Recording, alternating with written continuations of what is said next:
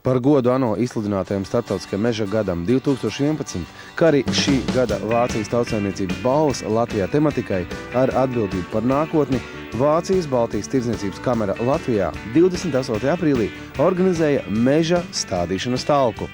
Šajā talkā piedalījās arī SIA Lameko Impex, kas ir dibināta 1994. gadā kā Latvijas-Vācijas kopuzņēmums. Tās dibinātājs ir firma Baltika Holz Industrie. Lameko is a wood export company and as well has a sawmill. And as a sawmill, you need to have always... Lameko Impex ir koksnes eksporta kompānija, un Smiltene Impex ir zāģētava, un zāģētavai vienmēr vajag materiālu darbām. Latvijā ir daudz mežu, un šie meži nav industriāli piesārņoti. Un ja gadā nocirsto baļķu daudzums ir lielāks nekā ataugušie koki, tad mežs ir jāstāda. Still you have to replant. Lameko Impex sastāvā ietilps kokapstrādes uzņēmums Smiltene Impex, kura galvenā produkcija ir ēvēlēti koku materiāli ar augstu pievienoto vērtību un ko tas pārsvarā eksportē. Mežs ir mūsu valsts otra lielākā bagātība.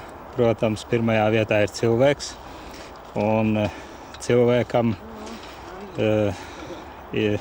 kvalitatīvai dzīvei pirmām kārtām ir vajadzīgs svaigs gaiss, kurā ir daudz skābekļa.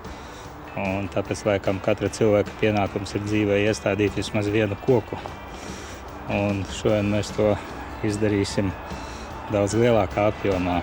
Latvijā mežu platības pārsniedz jau vairāk nekā pusi Latvijas teritorijas, un mežu pieaugums pēdējos gadu desmitos, 50, 60 gados ir bijis varens. Un tas nozīmē, ka mūsu tēvi un vectēvi iepriekšējās paudzes ir kārtīgi strādājuši pie mežu atjaunošanas, un tas šodien arī to turpina šo tradīciju pārņēmēji, tā skaitā Latvijas valsts meži. Un mēs mūsu uzņēmumu grupā Latvijā esam 90 strādājošie, visiem mums ir ģimenes, visiem mums, jeb lielai daļai ir bērni, un mums, protams, pirmām kārtām ir jārūpējas arī par mūsu nākamajām paudzēm, ko mēs viņiem atstāsim. Katrā ziņā šodienas akcija, es domāju, ir tāds uzaicinājums arī Latvijas sabiedrībai visai pievērst uzmanību mežam, šai mūsu lielajai bagātībai, ja, un lai cilvēki sāktu domāt.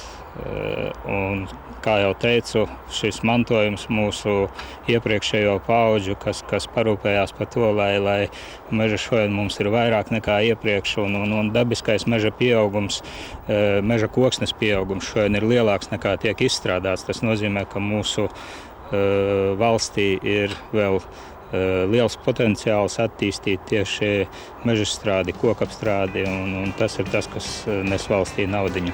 Bet mums visiem mežs nav tikai finanšu ieguves avots. Mežs ir mūsu visu bagātība.